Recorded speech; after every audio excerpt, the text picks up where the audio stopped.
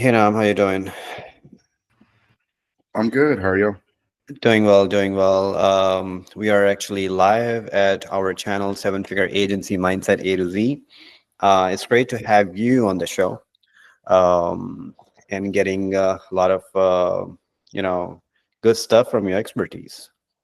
Yeah, no, pleasure to be here. Thanks for having me. Most welcome. So, just wanted to let you know a little bit more about our community focus, how we operate, and also a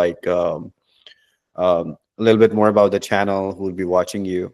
So we are actually live at YouTube at the moment, and a lot of marketing agency owners and software development agency owners across United States and Pakistan and South Asia and some other countries are actually watching us at the moment. And they're always looking to scale their agencies to seven figures, doing the right practices to ensure not only from the business standpoint but from technical standpoint they're pretty aware, where the world is going.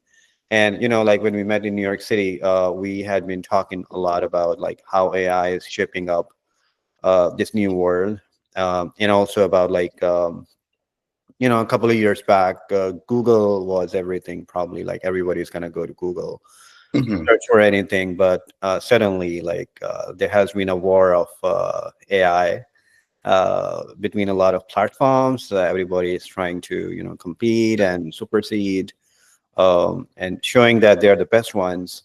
So earlier, like I had a discussion with another agency owner. Her name is Audrey, and we spoke about how this is actually capturing a little bit of the search engines. But today we'll talk more about the technical aspect. How is it different than Google? Is there, first of all, is there any difference between how Google was working? And let's take an example of ChatGPT and how ChatGPT operates. Yeah, thanks for having me. And like again, let me give a little bit of timelines to help kind of like frame this, right? So Chat was launched, Chat GPT was launched November 2022, right? That was a specific, trained on a specific set of data, a ton of data, internet data, but up to a specific cutoff point, right? So let's just say at that cutoff date, you're talking to Chat and you're asking about like a specific product or a specific company, right? Um, if you if it wasn't trained on that data, right, during after the release, then there would be information that was not relevant. So it's not real time, right? So I think what's catalyzed this conversation today is that a lot of people use ChatGPT now to interact and ask questions and query for various things like products and services. So since then, OpenAI, Perplexity, And also, Claude. sorry to cut you off. I've seen a lot of people stop going to multiple apps and asking everything to ChatGPT, Yep, unlike Google search. very much. Yeah. So that's kind of like the new era we're entering in. And since then, as I mentioned, OpenAI has done a strategic partnership with Bing, right, to help them essentially pull in real-time data, right? So like very much real-time querying of the internet. So today you can ask, GPT, what is the weather? Um, or, who are some service providers? Who are patent attorneys near me? Right. And so I think one of the things that people need to understand is like you also now have to optimize for Bing, right? So OpenAI does a lot of real time web searches and crawling with their AI agents as well. And so we're just entering this new era where it's going to be much more natural for people to interact with a chat interface when they're querying for whether that's a service or a product. And so I think a lot of people are grappling with, okay, what does that mean? What does that look like when like there's an LLM also returning the results, right? Like, Google's algorithms are pretty much predeterministic, right? So like it's very clear, like, the inputs, has a clear defined output. Whereas like with chatting to the likes of a GPT, there's an LLM component of it. So it's probabilistic, right? It's so like you can put in the same queries into two like GPT interfaces and the answers will be different. And Why? so I've seen that happening all the time. And what is like from a layman perspective, like how does that differentiates? What's exactly at the back end which it differentiates? what you have with like chat and these foundational models is essentially, it's the way the answer comes out is that it's probabilistic, right?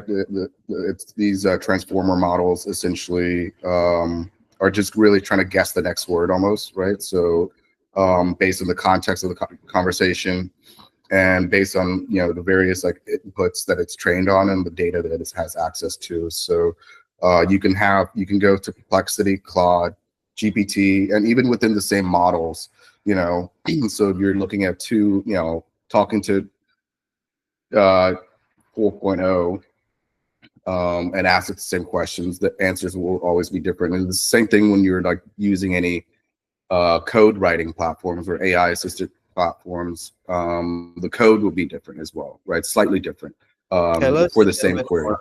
Now, Kelly, tell us a little bit more about like how the algorithm is working, so we can like exactly try to reach there and probably do well in marketing.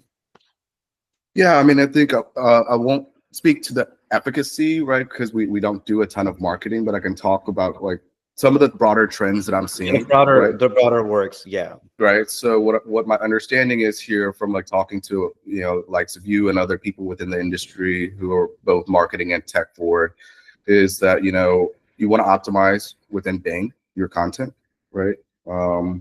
If you're assuming that most people will be using Chat GPT as their kind of main interface.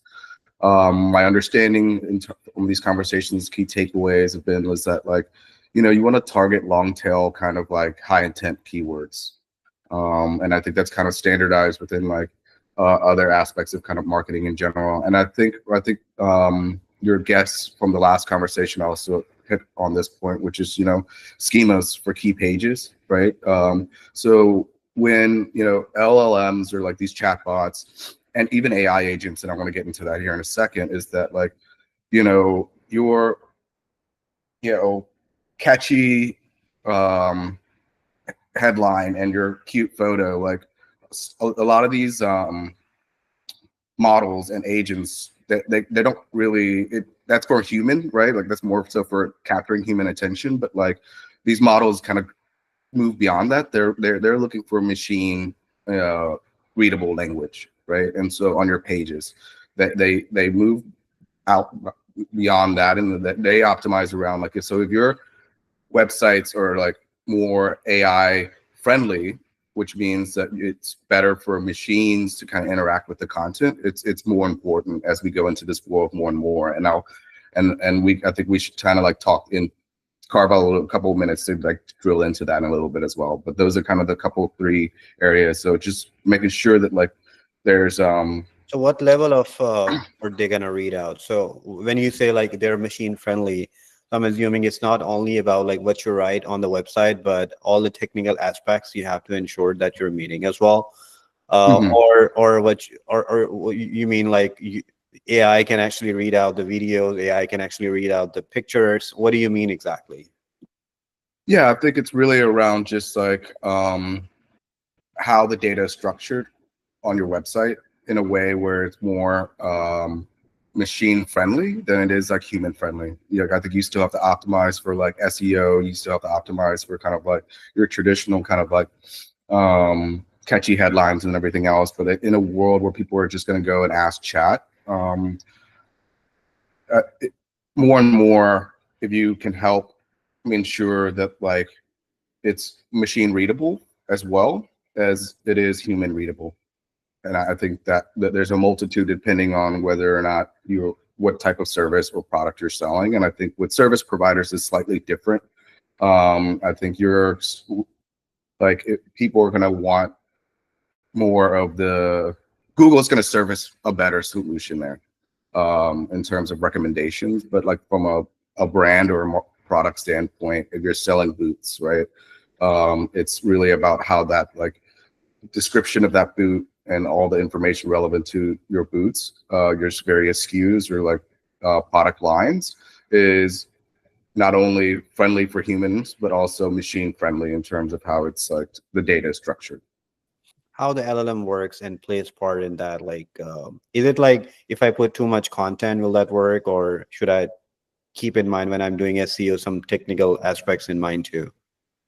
Yeah, I think you would want to make sure that there's technical partners in that dialogue, right? So it's beyond just making sure, there's the SEO element, but I think it's evolving, right? I think, like, for example, um, in terms of where people do product discovery and how they go and find new products, we know that 60% of product searches start on Amazon, right? So I think that's another channel that if you're not on, you should be considering that.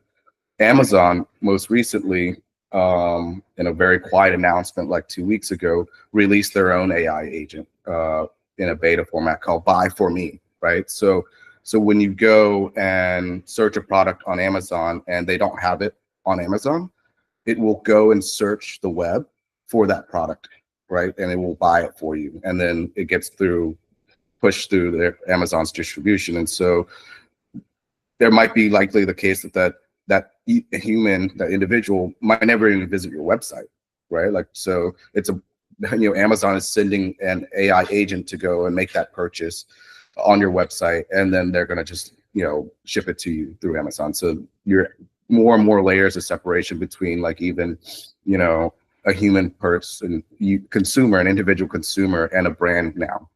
Um, and so I find that to be very fascinating, where we're going to see more and more of that over time. And so it might be less relevant for your websites to be optimized for human kind of interactions, and maybe over time it would be more optimized for machine and AI agents who will be actually making the purchases. And they're gonna not be drawn towards, like, catchy lingo and imagery, but very much, like, optimized for things that is more machine readable, and, like, they're going to be resurfacing that. What do you think? So let's find out, like, how the world would be in 2030 using AI search. How would that shape? What would be finished, and what people will be working on?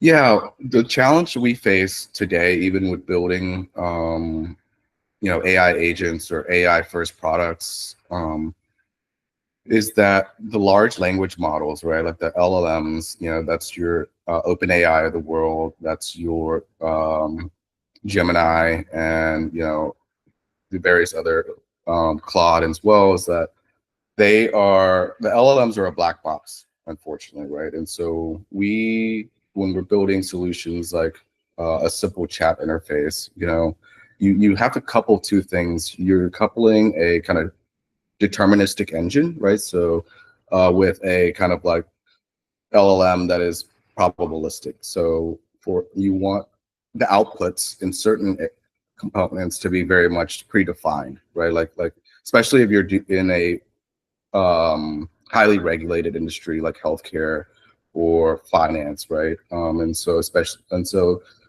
that's the challenge. And so on this side of it, where you're dealing with the LLM, we're is a total black box that you can't really look into. And depending on which service you're using, um, I don't think you will ever be able to fully identify how results um, will be returned, the types of, like, outputs there are, because there's going to Sure. be a lot of different services using different, like, large language models, and they're trained on different data sets.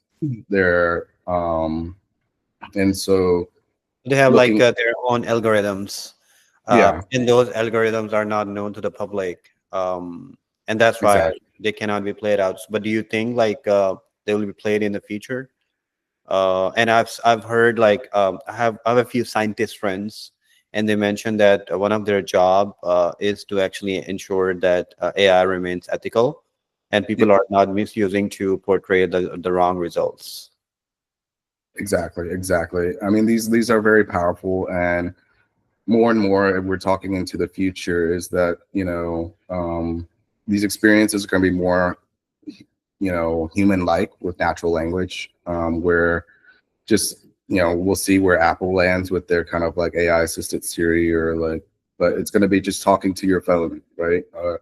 If you're looking to buy something, and depending on who, I think OpenAI is supposed to be the partner for like Apple, whenever they decide to roll that out.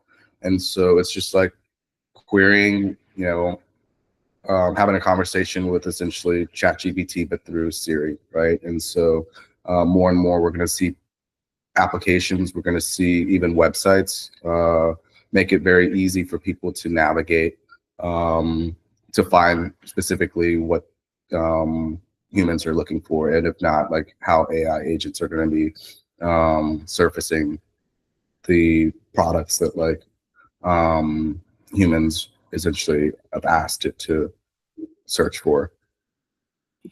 Yeah. So you think like every aspect of the life is going to be like slowly navigated to bots and machines and handled through the same probably the devices. But do you think like some of the larger corporations is going to take up like the maximum search, um, and the others would be like irrelevant? And who do you think is the next Google? Uh, there was a moment there where I think a lot of people kind of dismiss Google and Google search and where they were in the AI race. I But potentially think that next 5 years are not going to be great for Google, even though like they have introduced a lot of things, but still people are moving. yes, and I think that what they're challenged with is kind of like their core business model is paid advertising, right? And so um, there's just a natural kind of like challenge with kind of like what Gemini offers, and like how they're going to roll this out in terms of a manner that's not going to cannibalize like their paid search or paid advertising.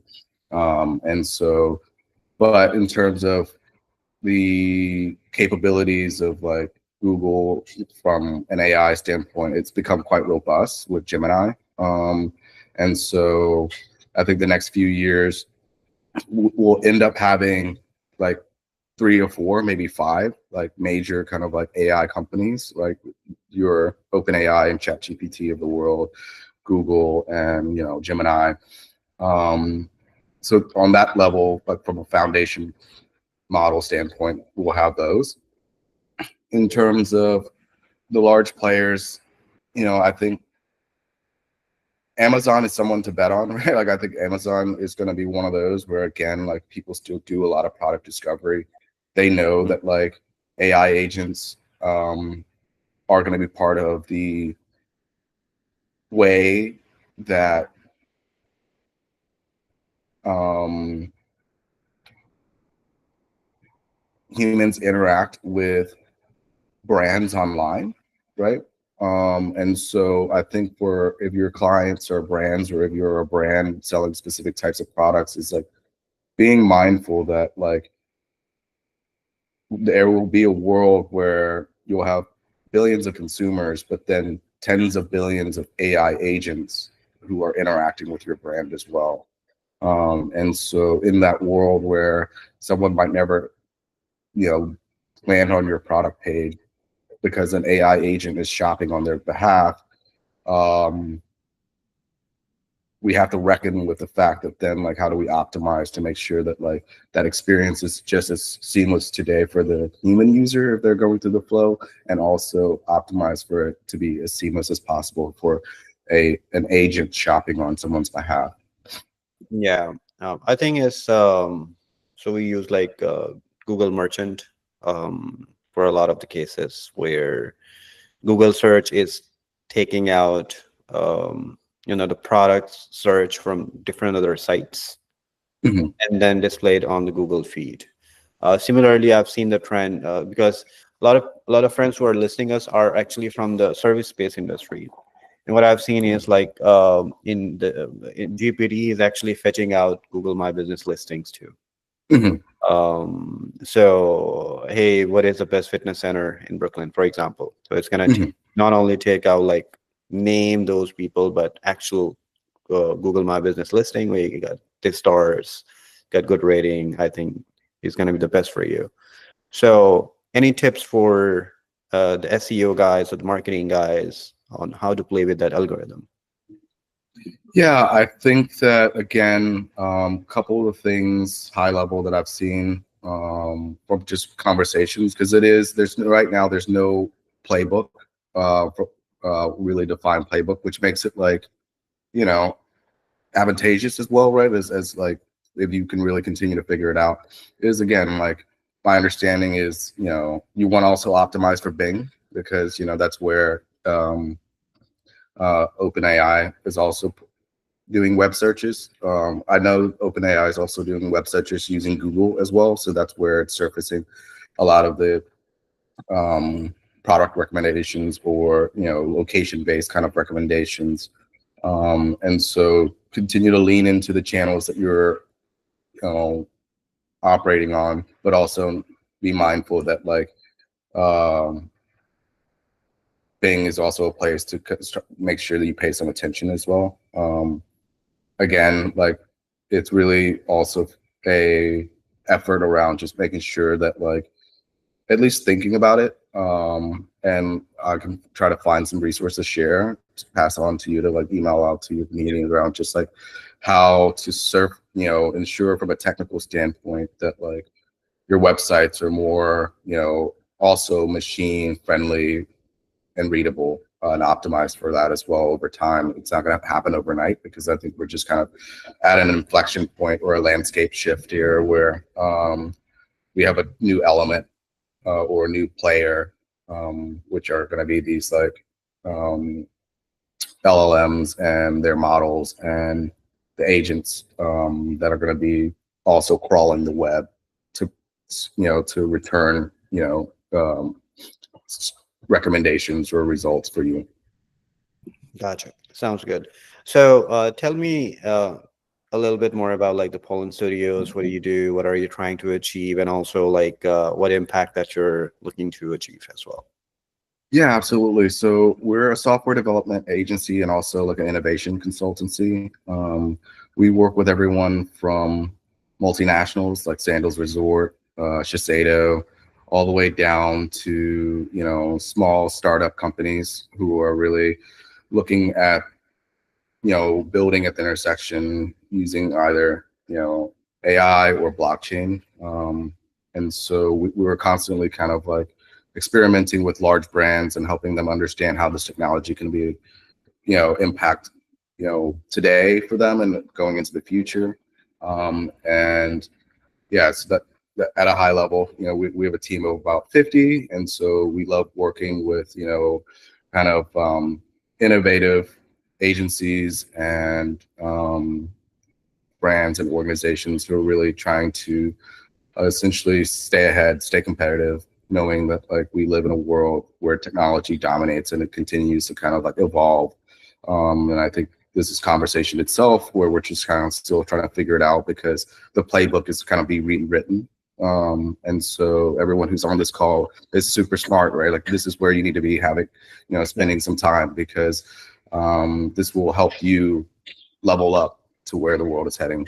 And so thank you very much for having me. And so whichever, as I continue to glean insights, we'll continue to pass it on to you and the Yeah. community. In terms of our ambitions, we hope to continue to support businesses. We're really trying to do a focus on, helping small to medium sized non-traditional tech businesses or non-tech businesses really kind of like do similarly, right? Like um, accelerate their businesses into this kind of new world order that we live in, and helping them uh, through digital transformation. Awesome. Do you want to share? So we have been speaking a lot about the growth of the agency as well in the past few weeks. from the barriers perspective, from the growth perspective as well. Do you want to give any message to agency owners across the United States and Pakistan or other countries? One thing that can actually change how they're working. One thing that can actually change how they're working, and I think I'll speak to it as someone who's like going through it as well, as like, it's systems and processes, right?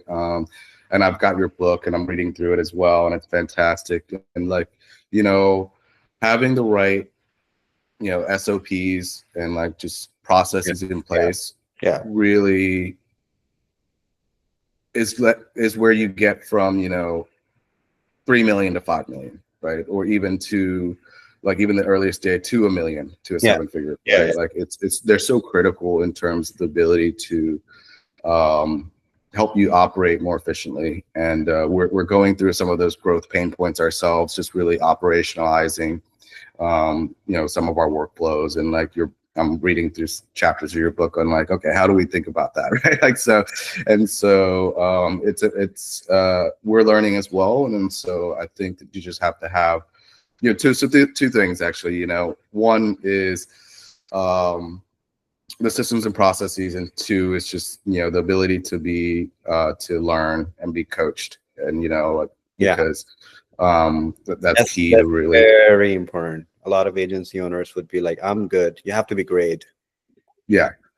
So it's spending time on these types of webinars and conversations so that you can like learn from other people. And so that's I'm a big advocate for, you know, collective knowledge sharing, and so these types of forums are amazing to me. Of course. Thank you for being on the show. So, everybody who's watching us, we have multiple ways to get in touch with our community. We have public communities as well. If you go to Facebook, you got to search out Seven Figure Agency Mindset A to Z. Remember, there is a page and a community. Just follow the community for now. If you got any questions from this webinar, just go ahead and post it over there, and I'll approve, or my team will approve. Also, like in the comments of this video, you guys can actually go ahead and comment on this video, and I'll share with Nam whenever he has time. We'll try to get back to you guys as soon as possible too. Other than that, go ahead and read my book. For a lot of questions that you got, the answer is my book. So it's So available at hamidthepro.com. It's HAMIDTHEPRO.com. We also got like a mastermind and a boot camp. So if you're looking for a complete roadmap, that's leadgendone.com. It's LEADGENDONE.com. And then so the website, the homepage has like a mastermind, and if you want to have like a boot camp, that's a 3 months cohort to learn like how to, you know, how to generate the leads from a lot of channels. So that's slash boot camp. So we'll be coming up with more great webinars. Nam, do you want to like share anything about your contact, or anybody can like, you know, see your LinkedIn and that's it? yeah, please, you know, feel free to reach out to me on LinkedIn. And then if you want to reach out to me, it's NAM at pollenstudios.xyz. And I can share that in the chat as well, comments. All right, all right. Sounds good, Nam. Thank you so much for your time. You were right on time. You were leaving right on time. We learned a lot from you, and see you soon. Awesome. Thanks for having me. Thanks, everyone.